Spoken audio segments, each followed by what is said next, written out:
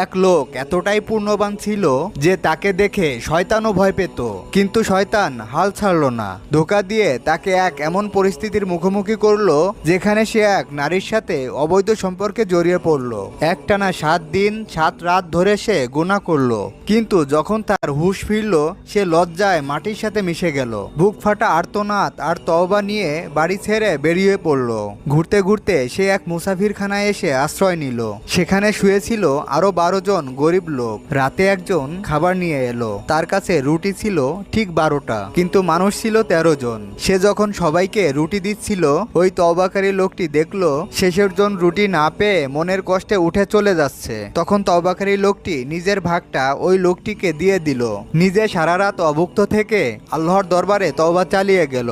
সেই ভোরেই ক্ষুধা আর তৃষ্ণায় তার মৃত্যু হলো। যখন কিয়ামতের দিন তাকে আল্লাহর সামনে দাঁড় করানো হবে, তার এক পাল্লায়